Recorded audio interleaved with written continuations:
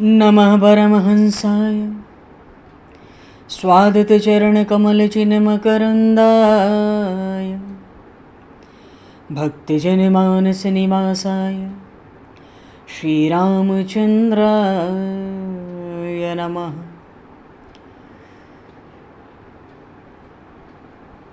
वंशीविभूषितकरान्नवनीरदाभात् पीताम्बरादरुणबिम्बफलाधरोष्ठात् पूर्णेन्दुसुन्दरमुखादरविन्दनेत्रात् कृष्णात् परं किमपि तत्त्वमहं न जाने। वागीशायस्य वदने लक्ष्मीर्यस्य च वक्षसि यस्तास्ते हृदये संविततं नरसिंहम् अहं भजे। विश्वसर्गविसर्गादि नवलक्षणलक्षितं श्रीकृष्णाख्यं परमधाम जगद्धाम नमामि तत्। गङ्गातरङ्गरमणीयं जटाकलापं गौरीनिरन्तरविभूषितं वामभागं नारायणप्रियं अनङ्गमदापहारं वाराणसीपुरपतिं भज विश्वनाथम्।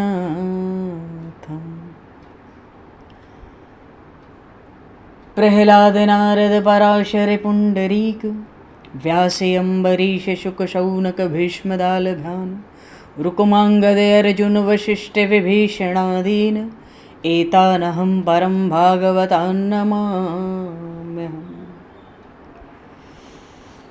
श्रीसीतानाथसमारम्भां श्रीरामानन्दार्यमध्यमाम् अस्मदाचार्यपर्यन्तां वन्दे गुरुपरम्पराम्।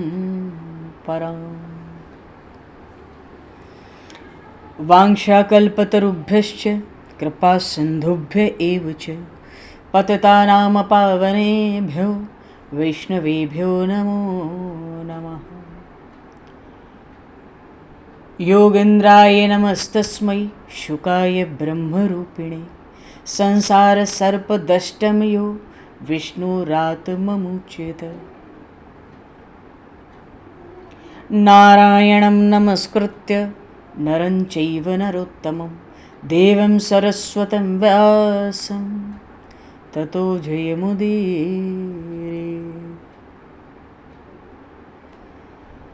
गोविंद जय जय गोपाल जय जय गोविंद जय जय गोपाल जय जय गोविंद जय जय गोपाल जय जय गोविंद जय जय गोपाल जय श्री राधारमण हरि गोविंद जय जय।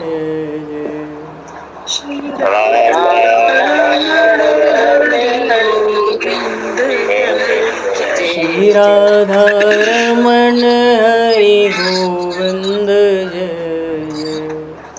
श्री राधारमण हरि गोविंद जय।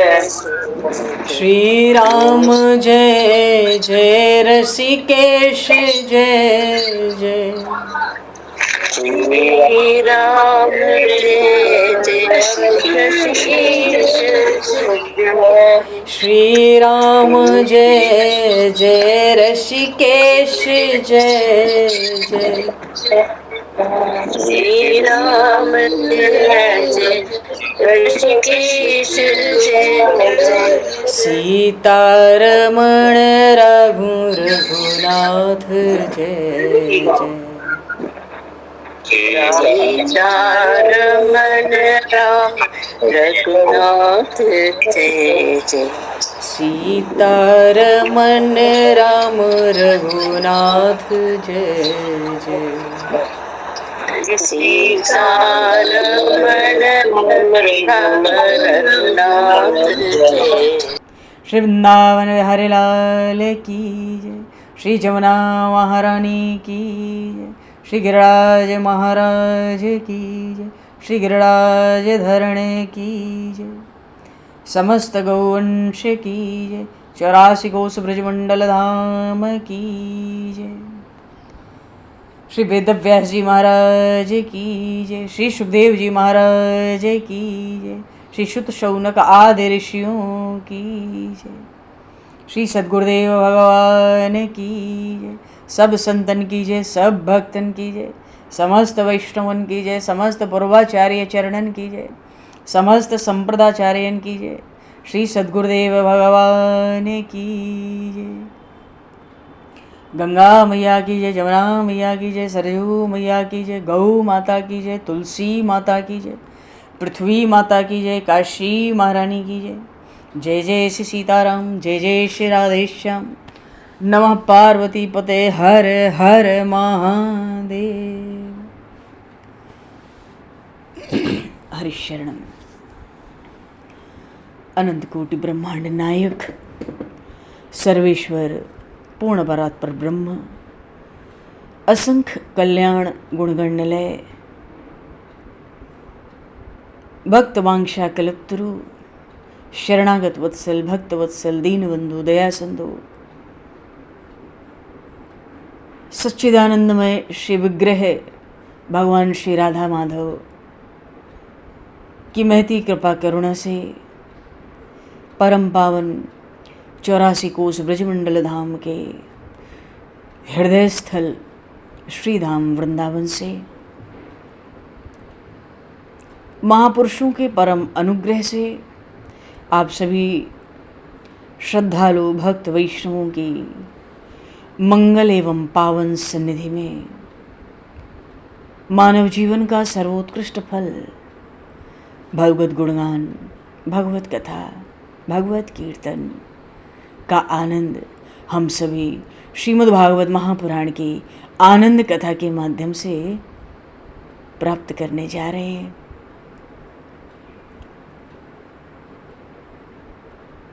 सर्वप्रथम आप सभी भक्तजनों के श्री चरणों में भगवत भाव से सादर वंदन, सादर नमन। आप सभी को यथा योग्य जय सिया राम, जय जय श्री राधे, हरि शरणम। जय हो, जय जय श्री राधे, सभी को जय सिया राम, जय हो भगवान, जय हो श्री राधे, श्री राधे, जय जय जय। कासाय वस्त्रं मणिहारभूषितं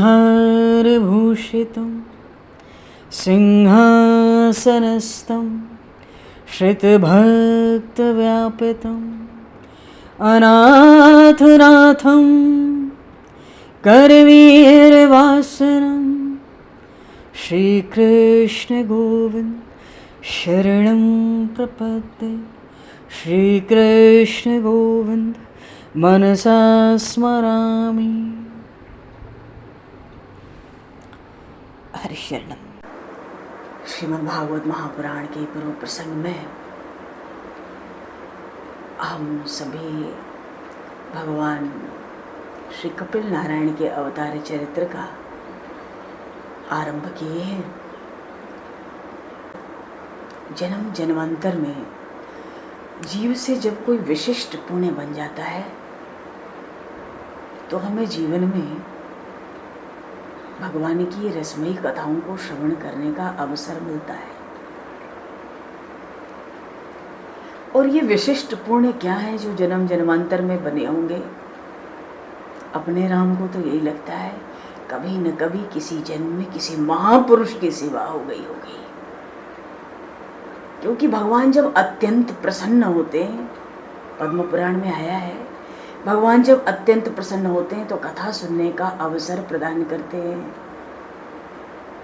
भगवान का नाम गुरु के कहने से भी जितना लिया जाए नियम तो होगा, रस की प्राप्ति नहीं होती, वो नाम रूप में नहीं आता, इसलिए वो सहज नहीं चलता, वो निरंतर अखंड नहीं चल पाता।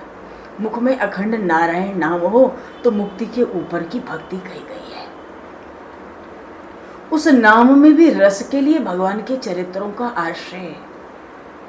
ऐसा संत महापुरुष अपनी वाणियों में, अभंग में और सदग्रंथ भी ऐसा कहते हैं। तो भगवान कपिल का अवतार चरित्र है और आज तो श्री वाराह नारायण भगवान का प्रागट्य उत्सव है।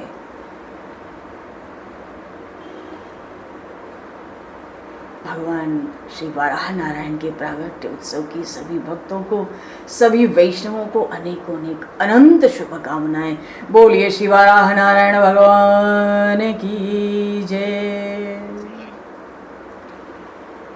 और वाराह चरित्र अभी अभी हम लोगों ने संपन्न किया, वाराह नारायण भगवान का प्रागट्य।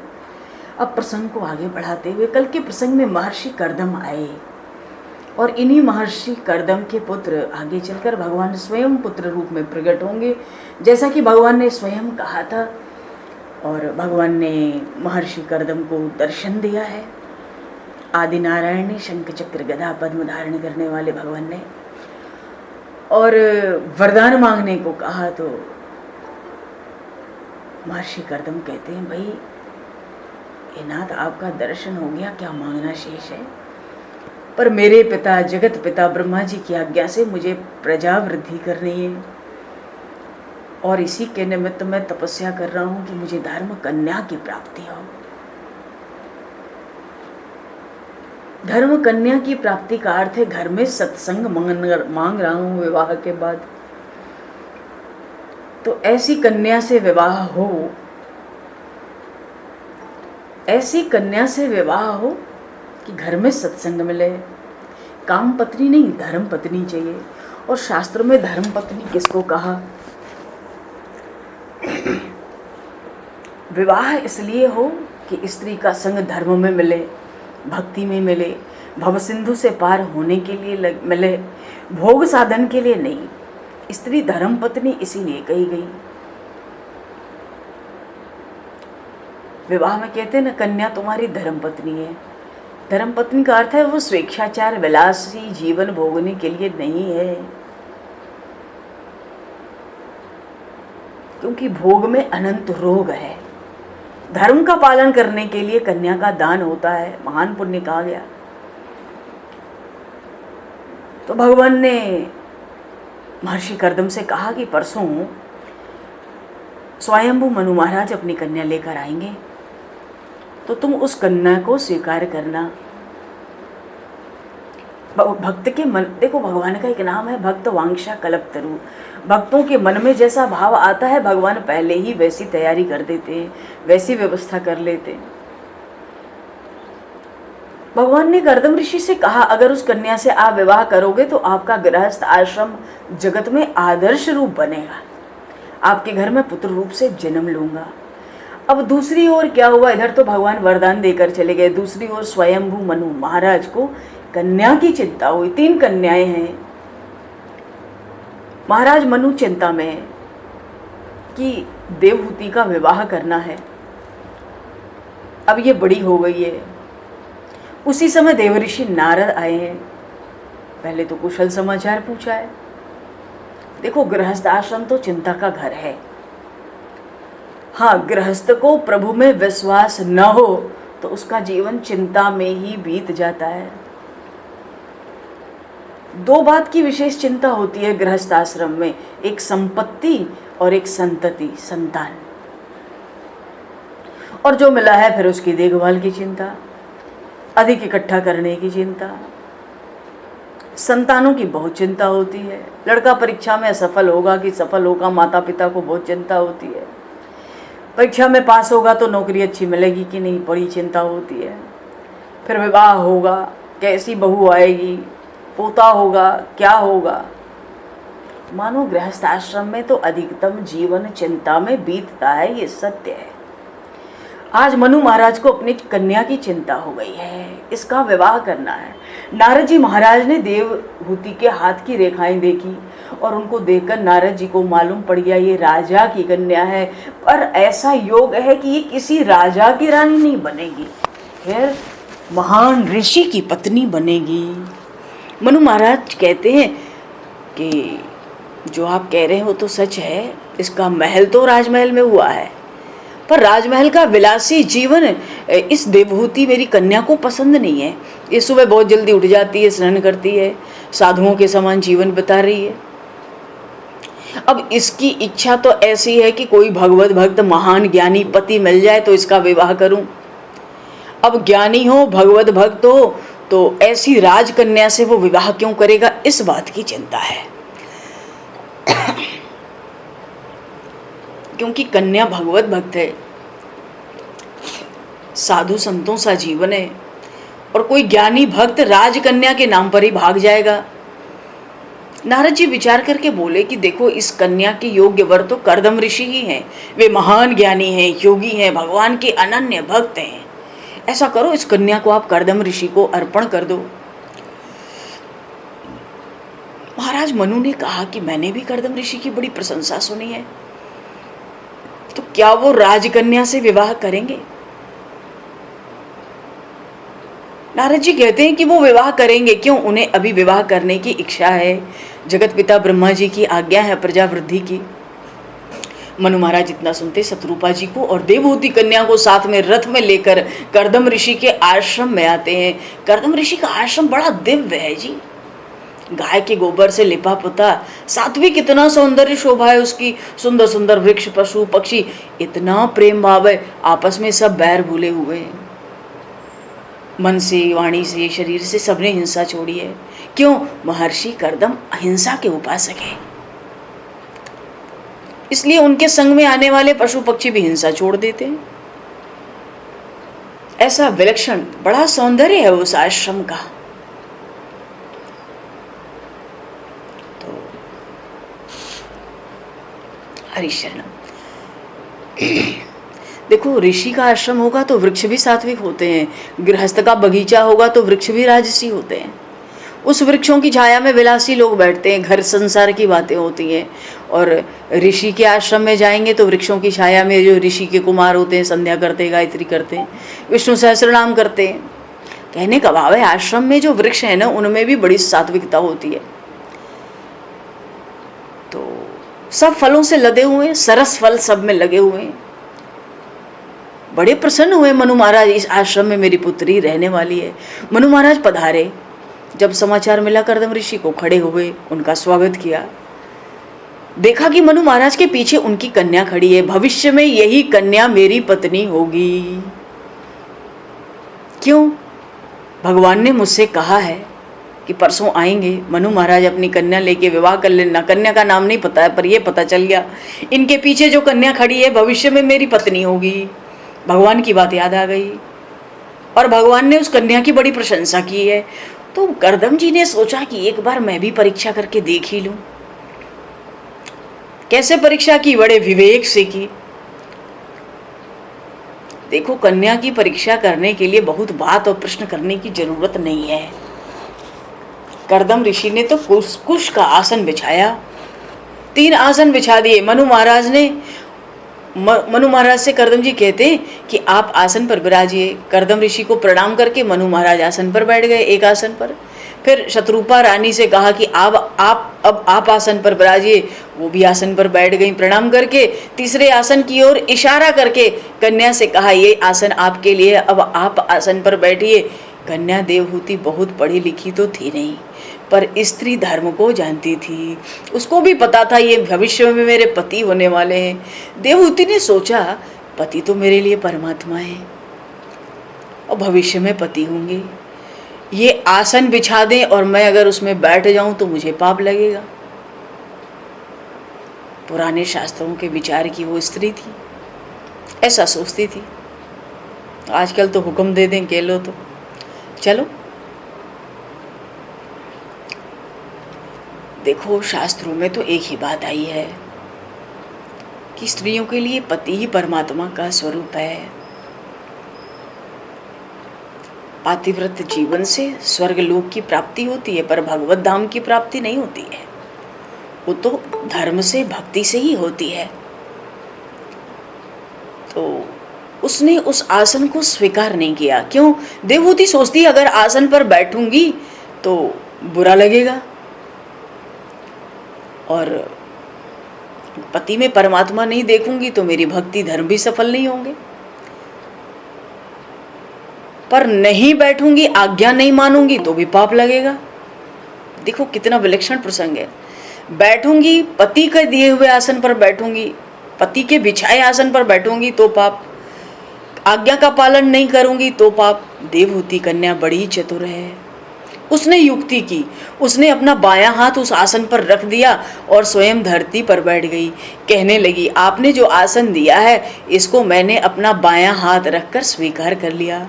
मैं तो दासी हूँ, आप मेरे भगवान हैं, आप आसन बिछा दें और मैं बैठ जाऊं, ये उचित नहीं है। मैं तो धरती पर ही बैठूंगी। कर्दम ऋषि ने ये देखा, उन्होंने सोचा परीक्षा में तो भाई पास है, कोई तकलीफ वाली बात नहीं है, इसको आचार विचार है, भले ये राजमहल से आई है, ये ऋषियों के साथ रहने योग्य है, रह सकती है। देखो मनु महाराज तो कहते मैं विशेष काम के लिए आया हूँ, इस कन्या का दान करने की मेरी इच्छा है, तो आप कन्या का दान स्वीकार करिए। अब जो सच्चे संत होते हैं तो बड़े सरल होते हैं, संत जानते हैं कपट करने से बहुत नुकसान होता है। जो कपट करता है उसको शांति थोड़ी ही मिलती है, उसका हृदय भी टेढ़ा रहता है, और टेढ़ा हृदय होगा तो हृदय में परमात्मा का प्रवेश होगा नहीं। सब बातें हैं ना, भगवान का प्रवेश नहीं होता है। तो शांति से भक्ति भी नहीं होती। तो कर्दम ऋषि तो महान योगी है, ज्ञानी है, जो मन में है वही कहते हैं कि मेरा विवाह करने की इच्छा है, पर मुझे सावधान होकर विवाह करना है। कई घरों में नहीं कहना चाहिए, फिर भी प्रसंग आया है सो कह देते हैं। कई घरों में पति पत्नी में बहुत मेल नहीं रहता, मन नहीं मिलता। पति पत्नी का तो अर्थ होता है कि दो प्राण हो और एक मन हो, एक मन हो। पर कभी कभी नहीं होता है, नहीं होता है जहाँ पर, तो अगर पति की भक्ति नहीं हो सकती, उसको परमात्मा का स्वरूप नहीं मान सकते, और अगर भगवान की भक्ति में धर्म में रुचि है तो कृपा करके हाथ जोड़कर आग्रह है, ऐसा कोई काम न करें जिससे घर में पति को कष्ट हो, उसका मन दुखी रहे, उदास रहे, और हमारा मन प्रसन्न रहे, चाहे वो भक्ति में ही प्रसन्न क्यों ना हो। वहां भक्ति फलती नहीं है। महर्षि कर्दम को विवाह करना है, पर सावधान होकर करना है, लापरवाह होकर नहीं करना है, गृहस्थ आश्रम को दिव्य बनाकर करना है। देखो सावधान होकर करना है। जब किसी का पाणी ग्रहण होता है, विवाह होता है, प्रायः सभी को पता होगा, ब्राह्मण कहते हैं शुभ लग्न सावधान, लगन का समय हो गया, सावधान रहो भाई, बात मत करो, शांत रहो, थोड़ी देर के लिए मंत्रोच्चारण होगा, सब लोग शांति करो, मंडप में बैठे, शुभ लगन आ गई विवाह की, सावधान।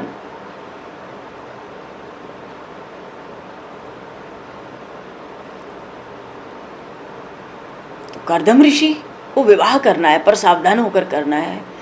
तो विवाह की सावधानी क्या है, विवाह करने का रहस्य क्या है? मुझे काम का विनाश करना है।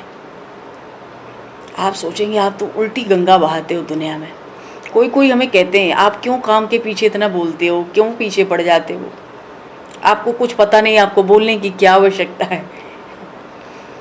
भाई जो शास्त्रों में बातें आई हैं वो कहते हैं विवाह विलास के लिए नहीं है, ये काम के विनाश के लिए है। देवता ब्राह्मण अग्नि तीनों को साक्षी करके जिस स्त्री के साथ पुरुष का विवाह हुआ हो और उसी एक स्त्री में, उसी एक पुरुष में काम भाव रहे, धर्म की मर्यादा रखकर काम सुख को भोगना और काम सुख का त्याग, ये विवाह का अर्थ है, रहस्य है। विवाह है निष्काम होने के लिए, कामनाओं के लिए नहीं है, निष्काम होने के लिए है। क्यों? क्योंकि भगवान से मिलने के लिए काम बड़ी बाधा डालता है। अब कोई अकेला स्त्री अकेला पुरुष हो तो धर्म का उचित पालन तो नहीं कर सकता, वो एक दूसरे का पूरक होने की आवश्यकता होती है समाज में।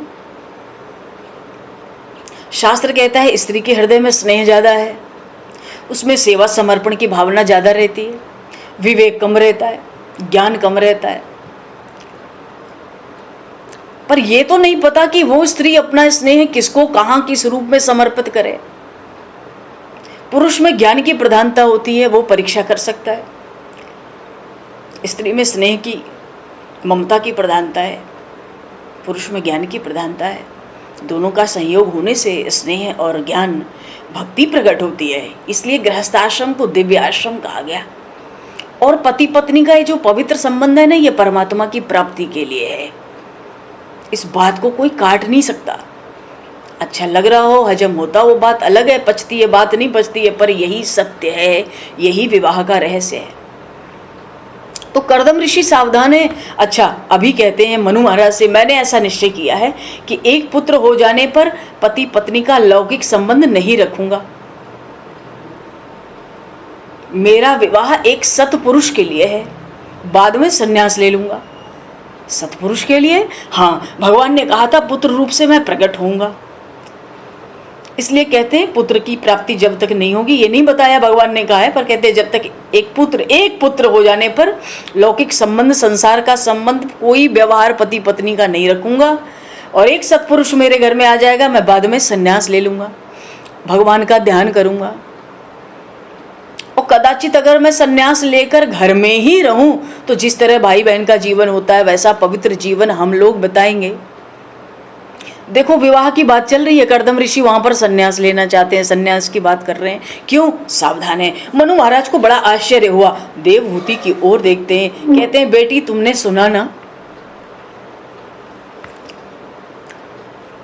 तुमने सुना ना, क्या ये तो संसार छोड़कर संन्यास लेने वाले हैं, तो तुम क्या कहती हो?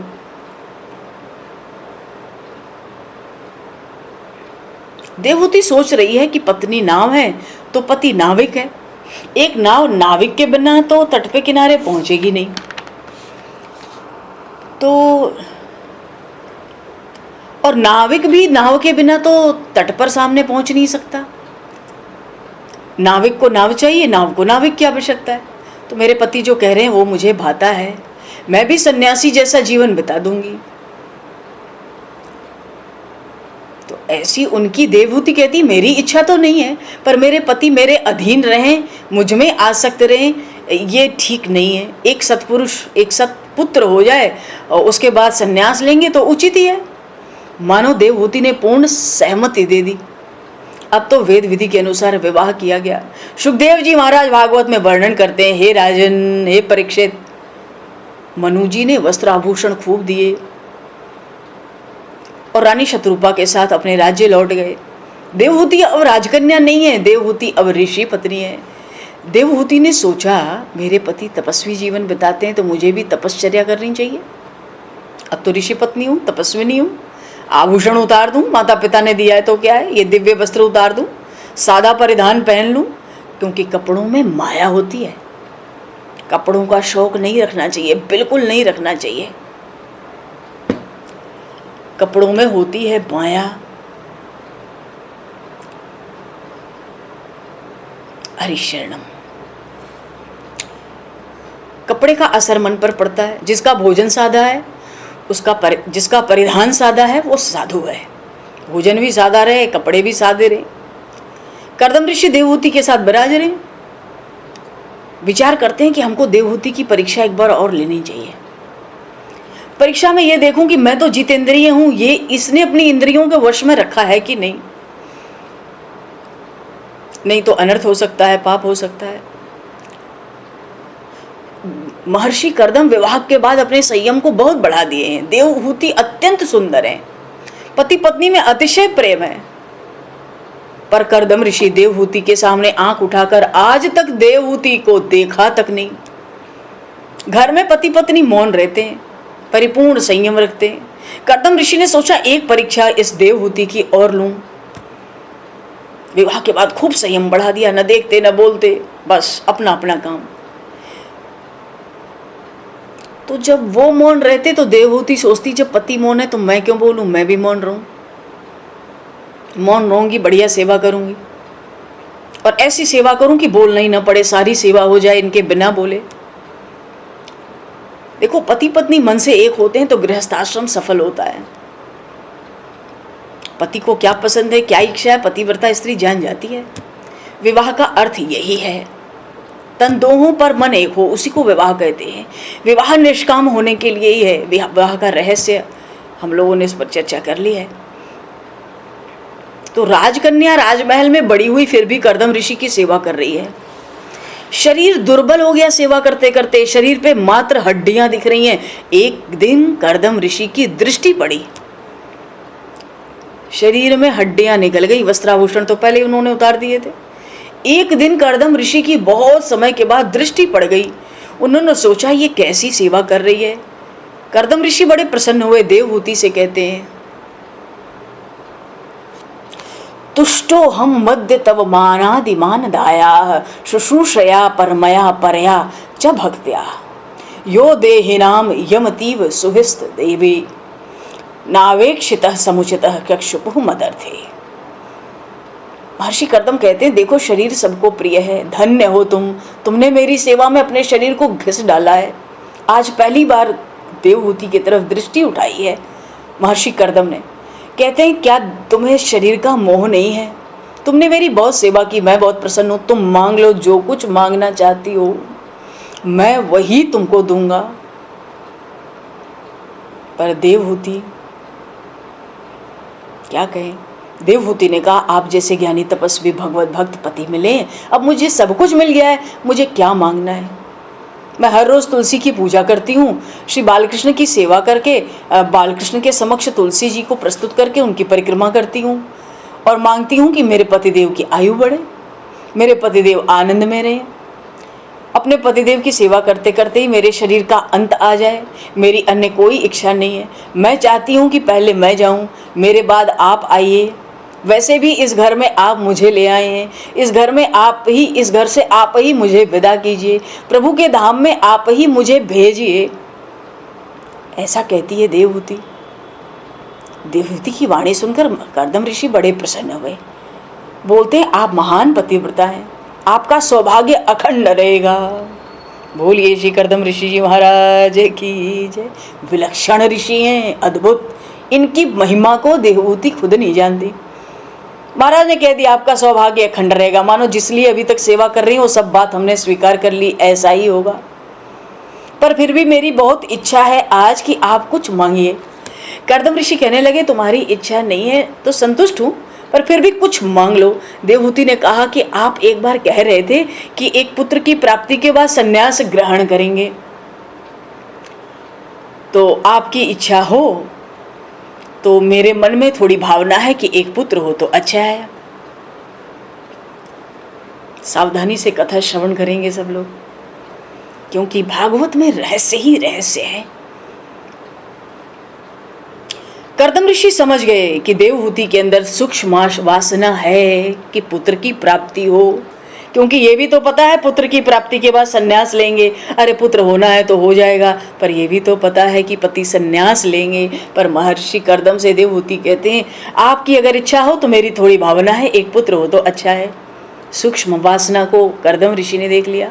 देवहूति से कहने लगे, देवी, मनुष्य का शरीर बड़ा नाजुक है और वो मर्यादित सुख या दुख ही भोग सकता है, और जहाँ मर्यादा टूटी तो भोगी और रोगी, भोग के बाद तो रोग ही खड़ा होता है। तो मैं तुमको एक ऐसा सुंदर शरीर दूंगा जिसमें कभी वृद्धावस्था नहीं आएगी, कभी रोग ही नहीं आएगा, सदा तुम्हारा यौवन बना रहेगा। ऐसा दिव्य शरीर मैं तुमको दूंगा। तुम ऐसा करो, सरस्वती गंगा में स्नान करके आ जाओ। उस समय देवहूति वल्कल वस्त्र पहनती थी ऋषि पत्नियों के, तो उस वल्कल को उठाकर गई स्नान के लिए सरस्वती गंगा में। तब कर्दम ऋषि कहने लगे, इस वस्त्र को अब ले जाने की जरूरत नहीं है, आप खाली हाथ आज स्नान करने के लिए जाओ। आप जब स्नान करोगी तो वहां दासी आपको वस्त्र लाकर देगी। इतना योग बल था, ऐसा जबरदस्त कर्दम ऋषि का, देवहूति जी को कुछ पता ही नहीं था। अब वो स्नान करने जाती हैं और उसी समय कर्दम ऋषि हाथ में जल लेते हैं। उन्होंने 100 वर्षों की तपस्या कृष्णार्पण कर दी उस दिन, और भगवान को 100 वर्षों की तपस्या अर्पित करते ही अनेक दासियां प्रकट हुई, सब देवहूति को प्रणाम करने लगी। सोने का विमान आया, इतना बड़ा विमान था, इतना बड़ा विमान कि उसमें आज के समय में हम समझें कि आधे विश्व से ज़्यादा लोगों के बैठने रहने की जगह थी, इतना बड़ा विमान था। तो स्नान करा, मांगलिक स्नान कराया, सौभाग्य चिन्हों से श्रृंगार किया और देवहूति की काया बदल गई, दिव्य अद्भुत स्वरूप मिला। दासियां उनका श्रृंगार करती, कर्दम ऋषि को भी कामदेव के समान सुंदर बन गए, सहज ही बन गए। उस सुंदर विमान में जब प्रकट किया योग बल से, तो उसमें दोनों विराजमान हुए और उसमें तो मानो कई लोक के लोग बैठ जाए, यहाँ तक कि ब्रह्मा जी की भी लार टपकी। ऐसा लोक तो ब्रह्मलोक भी नहीं है। उधर देवराज इंद्र सोच रहे हैं कर्दम ऋषि ने योग बल से विमान की रचना की है। देखो इस भागवत के इस प्रसंग में यहाँ पर कर्दम ऋषि और देवहूति के श्रृंगार का बहुत वर्णन किया गया है, पर कथा के समय वक्ता को कभी भी श्रृंगार की कथा नहीं करनी चाहिए, श्रृंगार का निरूपण भी नहीं करना चाहिए, ऐसी संतों की आज्ञा है। वक्ता को किस तरह कथा करनी चाहिए, इस बात को एक दास बोध नाम का ग्रंथ है समर्थ सदगुरु रामदास स्वामी जी महाराज का, उसके एक अध्याय में उन्होंने बताया कथा कोई मनोरंजन का साधन तो है नहीं, कथा किसी को प्रसन्न करने के लिए तो है नहीं, कथा धन प्राप्ति के लिए तो हो नहीं सकती, कथा मन को पवित्र करने के लिए है। तो वक्ता जो है विवेक से कथा कहे तो कथा में बस दो ही रस रहे, शांत रस और करुण रस, तभी उत्तम कथा हो सकती है। क्योंकि शांत रस और करुण रस दोनों ऐसे रस हैं जो मन को शुद्ध करते हैं, जो दूसरे रस हैं वो मन को अशुद्ध करते हैं। तो श्रृंगार के चरित्र भी आते हैं तो उन सब से संसार परिचित है, हमें तो वैसे भी नहीं कुछ कहना सुनना आता। तो बड़ा विलक्षण बहुत दीर्घ काल तक दोनों ने रमण किया है उस विमान पर। कथा के लिए शांत और करुण रस ही प्रमुख है। कथा में अगर हंसी आवे, हास्य रस हो, तो इसको कथा का निम्न कोटि का रस कहा जाता है। कथा में कभी भी हंसी नहीं आनी चाहिए, न वक्ता को न श्रोता को। ये जो बातें हो रही हैं शास्त्र की मर्यादा है, कथा कैसी होनी चाहिए। कोई कहे महाराज कथा में बहुत हंसाते हैं इसलिए बड़ा मजा आता है, कथा में हंसने के लिए आए? अरे कथा सुनने के बाद दुख होना चाहिए, कथा सुनने के बाद हृदय में दुख होना चाहिए। आज तक मेरा जीवन कैसा बीता, मैं आज तक भगवान के लिए कुछ नहीं किया। कथा हंसने के लिए नहीं है। हमारे शास्त्रों में ऐसा कुछ लिखा है कि जो बहुत हंसता है ना, उसका मन बिगड़ जाता है। हास्य रस मन को बिगाड़ने वाला रस है। जो बहुत हंसता है वो रोने की तैयारी में होता है। अति हास्य रस अच्छा नहीं है। कथा में तो वक्ता को बहुत विवेक से बोलना चाहिए। श्रृंगार रस मन को बिगाड़ने वाला रस है। श्रृंगार का अधिक निरूपण, अरे निरूपण ही नहीं करने की जरूरत है। हरिशरणम। चलो, तो काम श्रृंगार में रहते हुए कर्दम ऋषि को देवहूति जी के साथ विमान पर 100 वर्षों तक विहार किया। देवताओं के 100 वर्ष मानो हमारे हिसाब से 36,000 वर्षों तक विहार किया। उनके घर एक भी पुत्र का जन्म नहीं हुआ, किंतु 9 कन्याओं का जन्म हो गया। एक दिन कर्दम ऋषि के मन में वैराग्य जागृत हो गया। विलासी जीवन के प्रति मन में घृणा आ गई। श्रृंगार रस को उन्होंने फेंक दिया। लंगोट धारण कर ली, तन पर भस्म लगा ली, हाथ में कमंडल ले लिया। देवहूति ने देखा, सोचा कि ये हमको छोड़कर संन्यास लेने जा रहे हैं। देवहूति ने हाथ जोड़कर कहा, आपकी संन्यास लेने की इच्छा है तो मैं मना नहीं करूंगी, पर आपकी ऐसी प्रतिज्ञा थी कि आप एक पुत्र होने के बाद संन्यास लेंगे।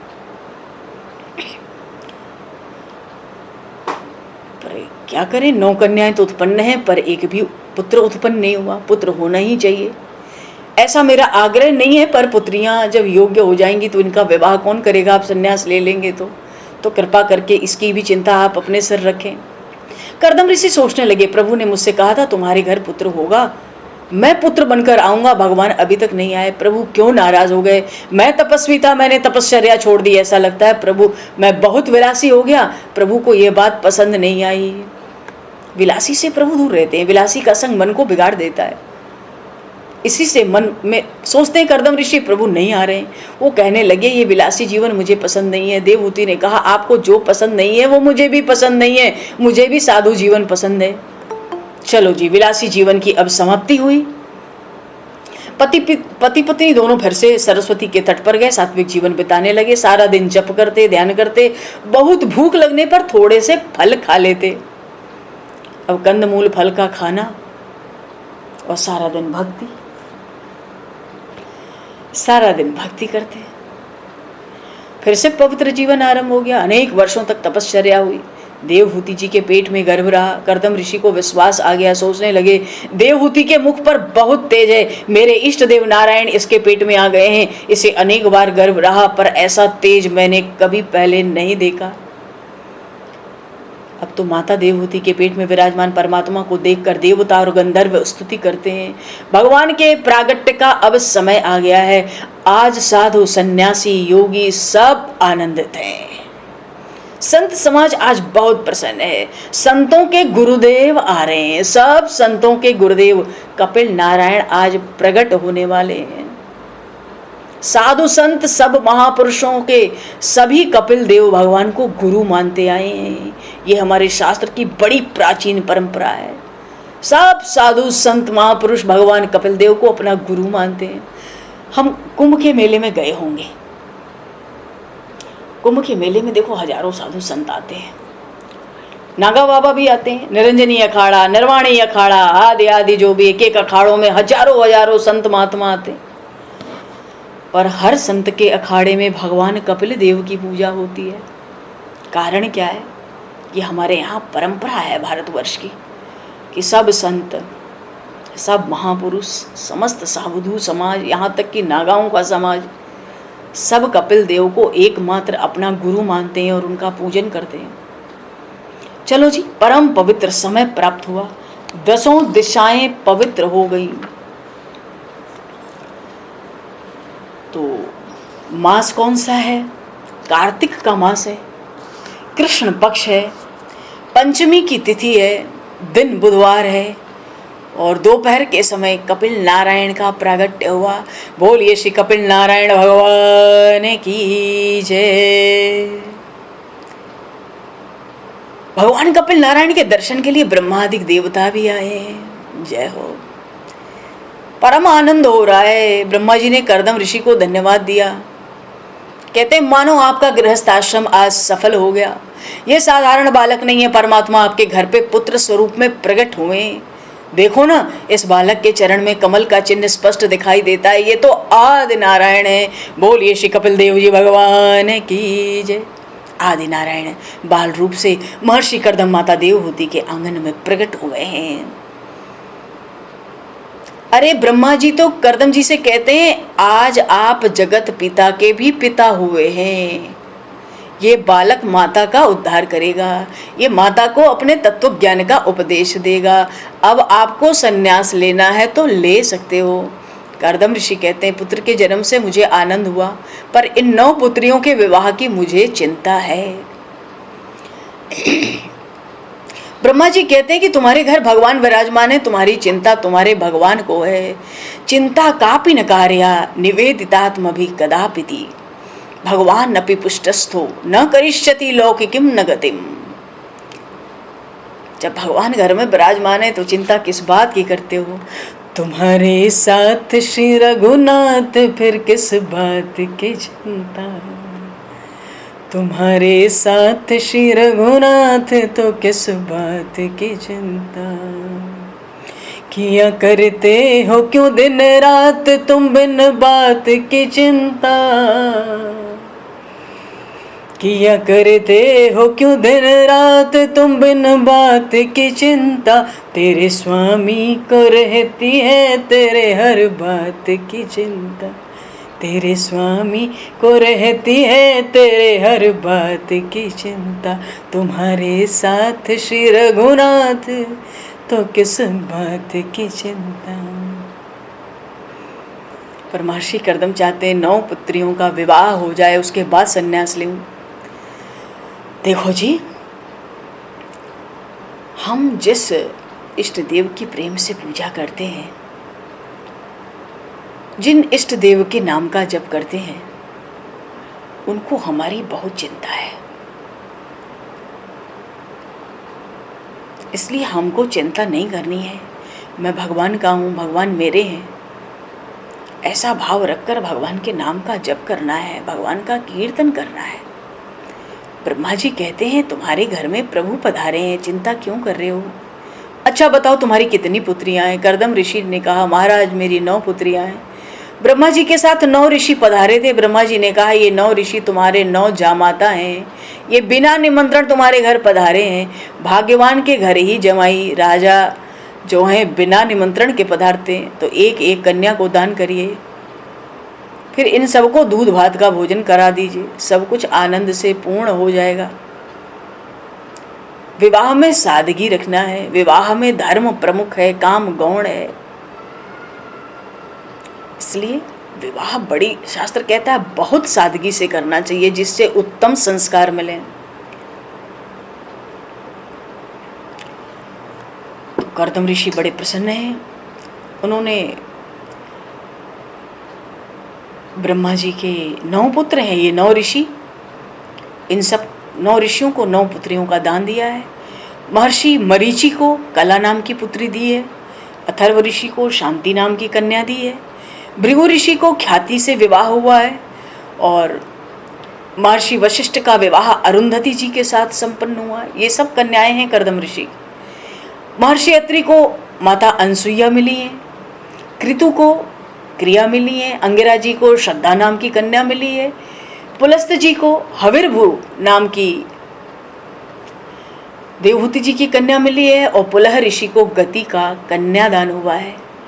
ये सब भगवान कपिल की, भगवान की 9 बहनें हैं। और विवाह के बाद कन्याएं विवाह के बाद अपने अपने पति के घर चली गई हैं। कर्दम ऋषि बहुत प्रसन्न है, अब उन्हें किसी प्रकार का कोई विचार नहीं है। ये विचार भी माता देवहूति ने उनके भीतर लाया था। दूसरी ओर धीरे धीरे कपिल नारायण भगवान बड़े हुए हैं। तो एक बार कर्दम ऋषि ने सोचा कि अब तो बालक बड़ा हो गया है, ये अपनी माता की देखभाल कर सकेगा, माता का उद्धार करेगा, अब मुझे घर में रहने की ज़रूरत नहीं है। तो एकांत में बैठे और कपिल देव जी के पास गए और संन्यास लेने की अपनी इच्छा प्रकट की। भगवान कपिल ने कहा पिताजी आपका विचार बहुत सुंदर है, क्यों बहुत गई थोड़ी रही।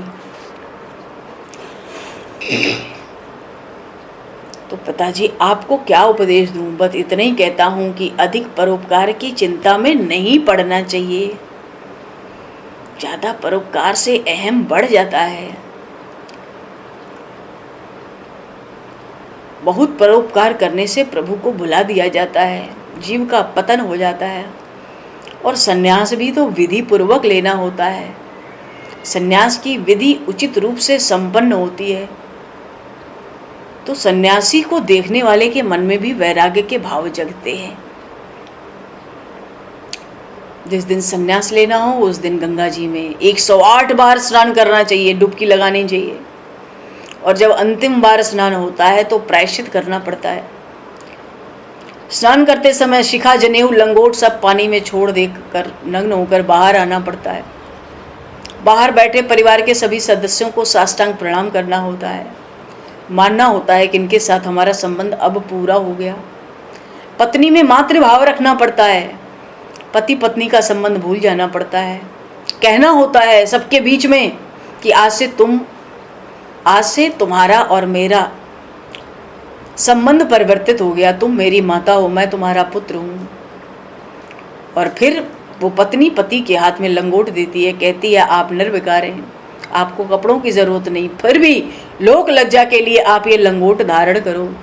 पत्नी जो लंगोट देती है उसे पहनकर अग्नि में होम करना पड़ता है, इसको विरजा होम कहते हैं।